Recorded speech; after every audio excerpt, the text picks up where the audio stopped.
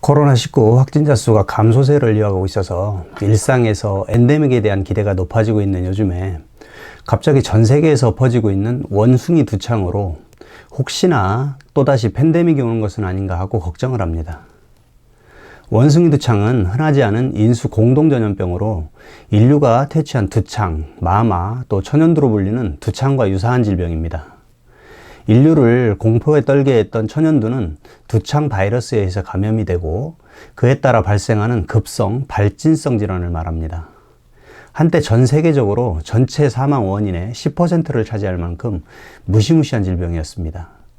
종두법이라는 백신 개발로 1975년 이후에 발견된 사례가 없어서 1979년에 WHO 세계보건기구에서는 공식적으로 천연두의 종식을 선언했습니다. 원숭이 두창이 천연두를 일으키는 두창 바이러스가 비교되면서 무섭게 느껴지긴 하지만 천연두에 비하면 훨씬 경미한 질병입니다.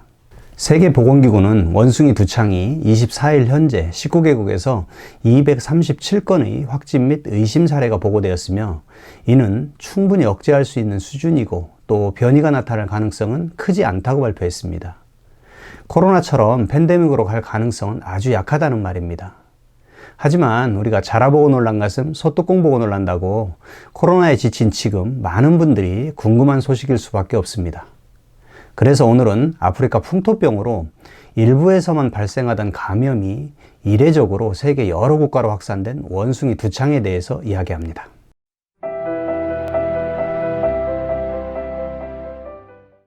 여러분 안녕하십니까? RBGTV 이리암입니다.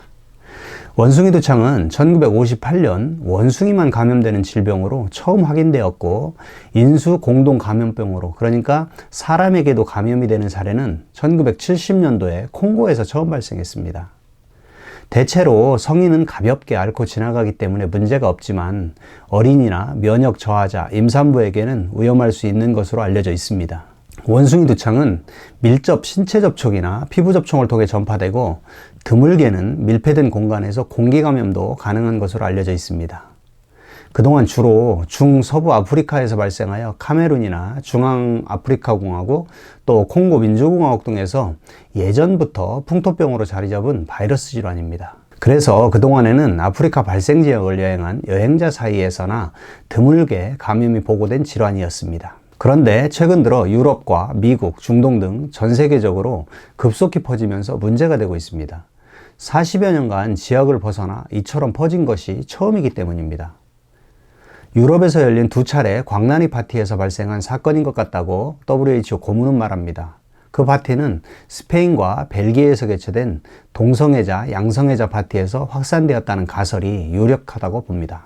그래서 일부에서 성병처럼 말하는 경우가 있는데 성행위로 감염될 수는 있지만 성병은 아닙니다.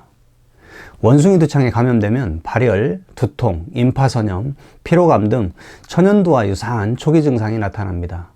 최근 보도에 의하면 피부에 발진이 나타나서 보기 민망할 정도로 좀 심한 사진들이 많이 유출되고 있습니다. 이처럼 무서운 질병이 세계적으로 퍼지고 있는 데에도 세계보건기구 WHO나 우리 정부는 대비는 철저히 하지만 크게 우려하지 말라고 하는 이유는 무엇일까요? 첫째, 코로나19 바이러스는 우한에서 처음으로 감염이 확인된 신종 바이러스였고 원숭이 두창은 이미 70여 년 전부터 알려진 확인된 바이러스이기 때문입니다.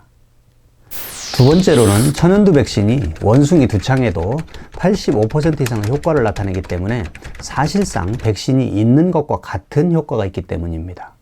이 85%의 수치는 일반적으로 전용 백신 수준의 효과 이상입니다. 세 번째로는 중증도가 1 내지 10%라고는 하지만 이는 발생자가 적어서 생기는 높은 평균치로 치명률은 천연두에 비해 현저히 낮기 때문입니다. 확진자가 적으면 분모가 작기 때문에 치명률은 올라가게 됩니다. 우리가 2015년도에 겪었던 메르스 발생 당시에 186명의 환자가 발생하여 38명이 사망하였는데 치명률이 무려 20.4%였습니다. 하지만 당시 사망자는 대부분 기존 유질환자였습니다. 마지막으로 코로나 바이러스는 변종이 너무 자주 발생하기 때문에 백신을 만들기가 어렵지만 원숭이 두창 바이러스는 변이를 거의 하지 않습니다. 그럼 왜 코로나에 비해 원숭이 두창 바이러스는 변이를 적게 할까요? 잠시 예방 백신 개발의 중요한 내용인 바이러스 변이에 대해 알아보겠습니다. 우리가 델타, 오미크론, 스텔스 오미크론 등 코로나19를 부르는 것이 모두 코로나19의 변종을 의미합니다. 이처럼 코로나 바이러스는 변이가 심하게 일어나고 있는데요.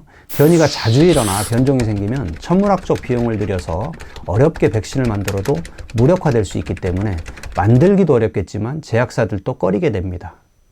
바이러스는 크게 유전 물질에 따라 RNA 바이러스와 DNA 바이러스로 나눌 수 있습니다. 코로나19 바이러스는 RNA 바이러스입니다. 그래서 화이자나 모더나 백신 등의 mRNA 백신이라는 말을 들어보셨죠? DNA 바이러스는 복제할 때 변이가 일어나면 이를 감지해서 스스로 수정할 수 있는 기능이 있기 때문에 변종이 거의 발생하지 않습니다. 그래서 백신을 한번 만들면 좋은 효과가 있게 됩니다.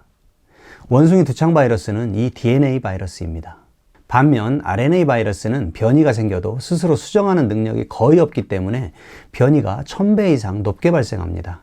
코로나와 인플루엔자, 에이즈, 에볼라 바이러스 등이 RNA 유전자 바이러스입니다. 그래서 코로나 바이러스에 비해 원숭이 두창 바이러스는 변이를 일으킬 가능성이 1000분의 1 정도로 적은 것입니다. 원숭이 두창에 전용 백신은 없지만 덴마크 제약사의 인바넥스가 인간 전염도 백신으로 허가를 받았는데 원숭이 두창에도 85% 이상의 효과가 있기 때문에 FDA에서 원숭이 두창에도 쓸 수 있다고 이미 승인을 했습니다. 그래서 사실상 원숭이 두창은 백신이 있다고 보아도 무방합니다. 미국 등은 대유행을 우려해 대량 비축 중이며 우리나라도 3,502만 명분을 동결 건조 방식으로 비축하고 있습니다. 동결 건조 방식은 유효기간이 거의 없는 방식입니다. 이는 원래 북한의 생물학 테러전에 대비해서 비축한 것이라 특별한 상황이 아니면 예방용으로 쉽게 사용하지는 않을 것 같습니다. 우리나라에서 천연두로 불리는 사람에 감염되는 두창 환자는 1959년에 마지막으로 환자가 있었고 그로부터 20년이 지난 1979년에 백신 예방접종인 우두 접종까지 중단했습니다. 그럼 1979년 이전에 두창 예방접종을 맞은 사람은 지금 항체가 있을까요? 이론적으로 충분히 가능하지만 어느 정도인지 평가된 정확한 자료는 없습니다. 백신 예방 효과는 원숭이 두창에 노출된 이후에 맞아도 보통 4일 이내에 접종을 하면 감염 예방 효과가 있고 노출 14일까지는 중증 예방에 효과가 있습니다. 그래서 전 국민을 대상으로 접종하지는 않을 것이고 혹시 노출이 일어난다면 노출 후에 매우 제한적인 목적으로 사용되는 아마 정책이 마련될 것으로 보이기 때문에 확보된 백신은 충분하다고 할 수 있습니다. 원숭이 두창에 감염되면 바로 증상이 나타나지 않고 통상 6 내지 13일이 잠복기를 갖습니다. 또 최장 3주까지 간다고 합니다. 별도의 전용 치료제는 현재는 없습니다. 대부분 증상이 가볍다고 하는데 치명률이 3 내지 6% 또는 발생 지역에 따라서 1 내지 10% 정도로 발표되면서 코로나 치명률이 0.1%인 점과 비교되면서 높은 것처럼 보입니다. 사실 치명률은 확진자가 많을수록 건강한 사람도 감염되면서 낮아지기 때문에 절대적인 비교는 의미가 없습니다. 코로나도 처음에는 치명률이 16% 정도였습니다. 유행하는 원숭이 두창은 두 가지 종류가 있는데 서아프리카형은 치명률이 약 1%이고 또 콩고형은 치명률이 10% 정도로 큰 차이가 있습니다. 이번에 발견된 종은 치명률이 낮은 서아프리카형으로 확인되었습니다. 현재 유럽 등 16개국에서 200명 이상의 감염자가 보고되고 있는데 아직까지 우리나라에서는 감염 사례가 없습니다. 다만 잠복기가 길어서 시간이 지나면 좀 더 많은 국가에서 감염자가 나타날 것으로 예상하고 있습니다. 역사의 경험은 미래의 교훈이 됩니다. 코로나19 초기에 하루 몇십 명에도 놀라고 당황하던 우리가 지금은 하루 2만 명에도 적다고 생각합니다. 아직은 코로나가 종식되지 않아서 마스크나 손위생 등이 철저하게 유지되고 있고 앞에서 설명드린 것처럼 우리나라는 예방 백신도 충분히 준비되어 있기 때문에 원숭이 두창에 대한 두려움은 접어두셔도 될 듯 합니다. 다만 발생 국가를 꼭 가야 할 일이 있다면 원숭이 접촉이나 또 발생 지역을 피하는 것이 좋습니다. 오늘은 원숭이 두창을 이야기하였습니다. 좋아요와 구독은 제게 큰 힘이 됩니다. 시청해 주셔서 감사합니다. RBGTV 리암입니다.